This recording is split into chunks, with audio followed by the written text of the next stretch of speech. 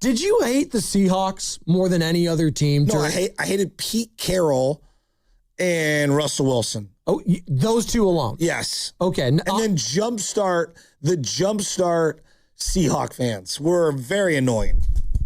So you couldn't find them. You couldn't find them before the Legion of Boom. Well, and also they were like an AFC West team. Yes, it was wasn't very really bizarre. It wasn't really a rivalry with the Niners. I rooted for Rick Meyer when he went there. I rooted for Ricky Waters when he was there. Yeah. Joey Galloway, Yeah. they had players I liked. You loved Matt Hasselbeck, didn't you? No, hated Matt I know Hasselbeck. you. Shasky, let me ask you a question. We're going to get the ball. We're going to score. Oops, pick six. Since you're older than us, where does your hate for the Seahawks rank with the Cowboys? Oh, it's not even close. Not close. Not even close. Now, I will admit, there was a period of time, Pete Carroll and Russell Wilson were as high as anyone not named Brett Favre on my list. I hated Michael Irvin. You guys are now Michael Irvin's such a cartoon character. I love him. He was so obnoxious. And then him and Alvin Harper.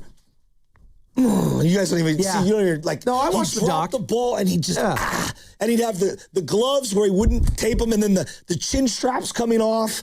God, they were the worst. So I think that's an interesting point you bring up, though, Carter. The generational gap there of the most hated team in that division or in that conference, or just in football, for a lot of Niner fans our age, so around their 30s. Probably is the Seahawks. Yeah. Because of the Richard Sherman talking smack about Crabtree, because of the Legion of Boom. I think Pete Carroll's a great point that you bring up. He was the number one. But for an older fan, you have to remember, he's running USC at the height of his heights. He's friends with Bill Walsh. Yep. And the rumor was the Niners were going to draft Matt Leinart, number one overall. It was the year Alex Smith was going to come out. And they wanted to hire Pete Carroll. And so he declined to take the job. That's the first part. And the second part is, rumor has, this is all rumors back in the day. This is the old early internet. Bill Walsh told Pete Carroll, who then told Matt Leinart, go back to school. Yeah. Don't go to the Niners. They're not well run.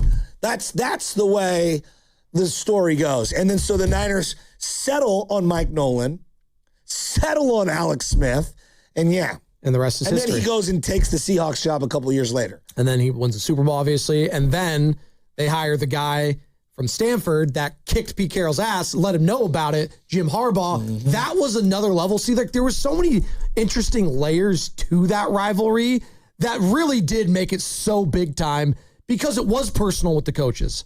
And that does make it a little bit more sexy. It just does.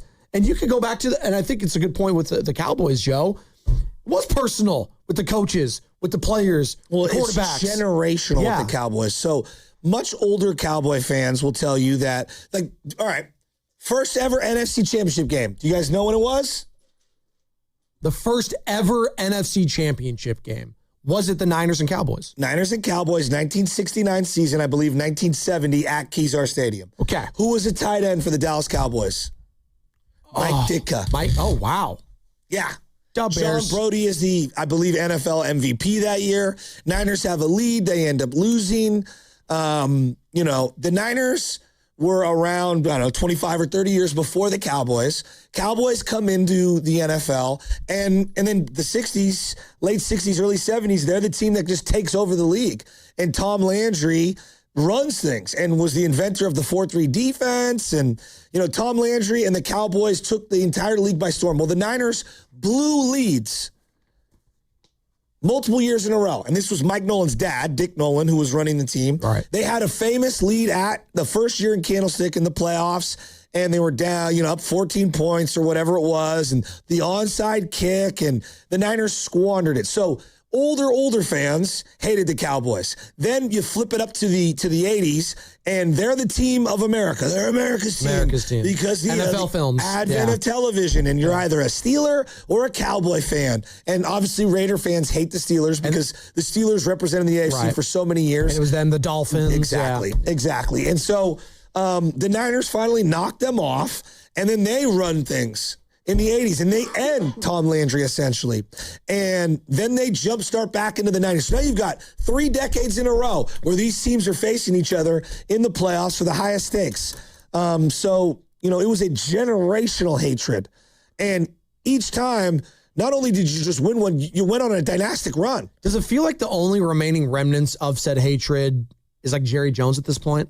What? Kind of. Niners Cowboys? Yeah. Nah, it's just Atwater. It's just. Yeah, just the star, the obnoxiousness. Okay. Nah, like the Cowboys, just because they represent an avatar of Texas, obnoxious, hate you, in your face. That's why my dad casual. hates. Yeah, that's why my dad hates them. I think my dad hates just the Cowboys, and by happenstance, like every team from Texas, because he just feels like they're obnoxious. They want to do everything better. Everything's bigger in Texas. All that. Why are we talking about this? Well, Knicks beat the Spurs last night, and a lot of anger towards New York fans and Knicks fans because they're obnoxious, and they're going to let people know about it. So like we talk about Seattle.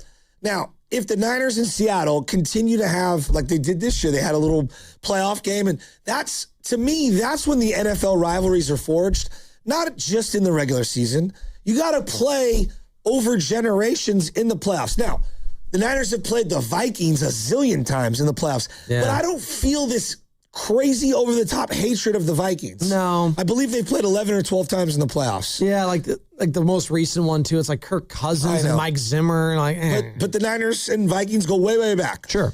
New York Giants and the 49ers have tremendous generational history, especially in the 80s. Yeah. And then you go into the 90s and you go into the Harbaugh era. And like there's been a lot of New York Giant 49er generational hatred. So like I think the Seahawks and the Niners faced each other this last year and being such a big blowout. Yeah. If they face them again, like you're gonna feel all that hatred again. I do believe it's definitely bubbling back up. The Rams. Oh yeah. The Niners and Rams, late 80s. They were fighting for, basically domination in the NFC and in the NFC West. Faced each other a bunch of times. They faced each other in the OOs and now, and obviously McVay and Shanahan, there's clearly similar to Harbaugh and Pete Carroll, there's clearly a huge rivalry there. Especially with the Australia thing right now. No doubt. You heard from Shanahan when he was sitting down with Chris Sims and Mike, I think it was Matt LaFleur and our guy Florio for Pro Football Talk, and he was like,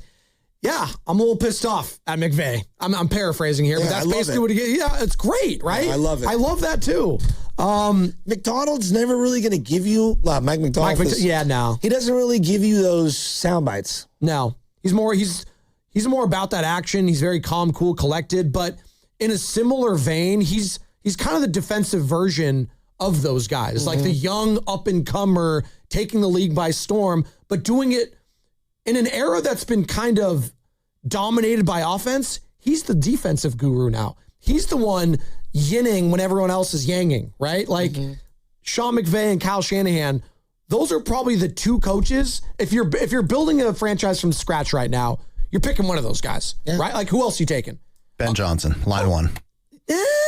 I do like Ben Johnson. I like Ben Johnson. He's a little, for right now, he's just a tick below McVay. He's in that combo. He's sure, but he doesn't have the track record of Shanahan. He's only been here 1 year. Correct. That's why I'm taking those other two impressive guys. Year. It is. I think Mike McDonald now, you have to throw his name into that. Sure. The other team that I'm omitting, which you got to mention, is the Packers. Favre, Holmgren, the connectivity between Holmgren and Walsh and being the OC and him taking that job and us wanting him. And then he went to Seattle and that kind of was its own thing. But Favre was a thorn in our side for so many years. Hate Favre. And then you had the Aaron Rodgers angle and all this. Wanted to go to San Francisco. Still hate. Well, yeah, you don't have to tell me twice. I hate that guy too. I mean, they faced each other a zillion times in the playoffs. A zillion times. And they've owned them a zillion times. Well, the Packers owned us for 4 years in a row. And then since then, it feels like we've owned them. You have. 888-957-9570. Russell Wilson retiring. And it's funny.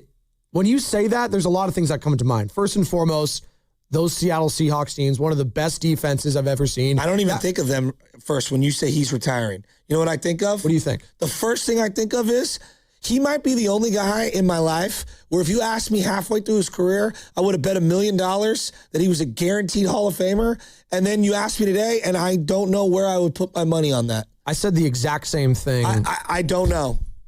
This guy... And it's not like he did some big scandal, right? Like there's things he's disingenuous. Yes, but like he didn't do anything that was like malicious and he's like Deshaun Watson stuff. Like he didn't do anything like that. Yeah, no. But he just ruined his reputation around the league in such a way that I've never seen before. It's insane. Like, it really is, Joe. It's insane. Like, he was awful with the Broncos.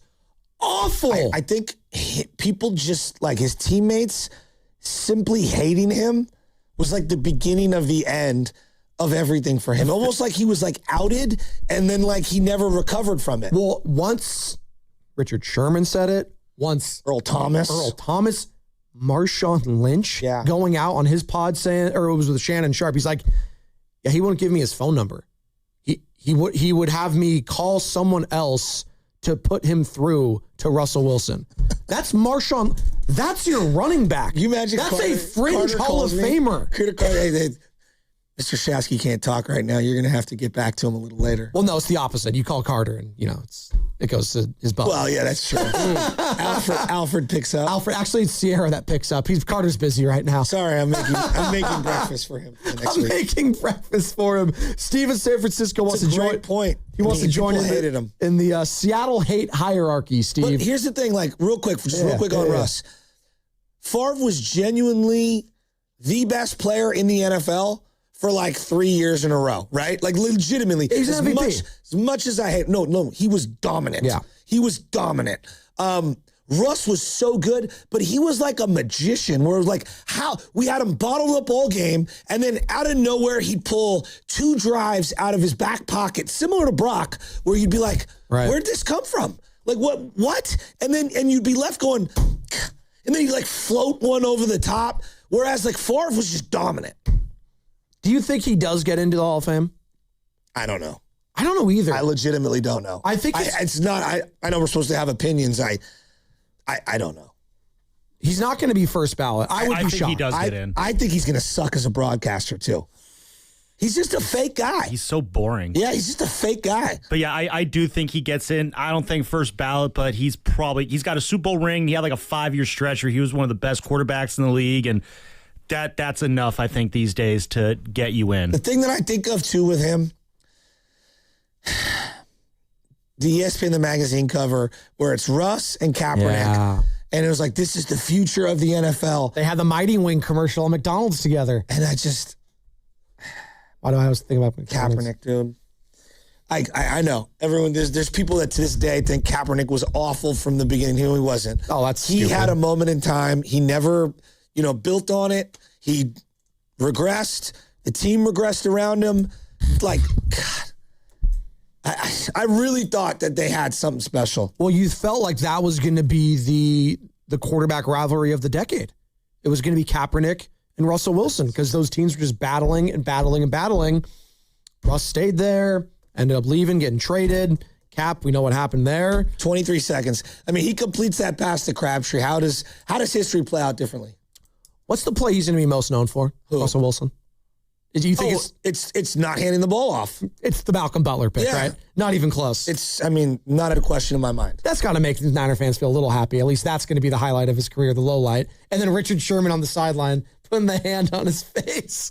And then Pete Carroll ripping off the headset. Well, what sucks to me... How happy were you, real quick? I want to go into Shasky's household when that moment happened. I'll never forget this. We're sitting in the living room. Biggest Patriots fan of your life that day. Joycey was over. Rocco was over. It was dead silence. Dead silence because what's his Baldwin, face? Right? Was it Baldwin? I don't think it was Baldwin. It was Curse, I think. Oh, yeah. I think it was Curse. Yeah. Maybe I'm wrong. Jermaine Curse? It was Curse or Matthews. Caught a bobbling ball down, and it turned to dead silence. We were all rooting for Brady, and he threw for like 250 yards in that fourth quarter. Dead silence, and people started packing up like they were going to go. And no one talked. No one. Misery. Straight misery. And then that play happened, and we celebrated like the Niners had won the Super Bowl.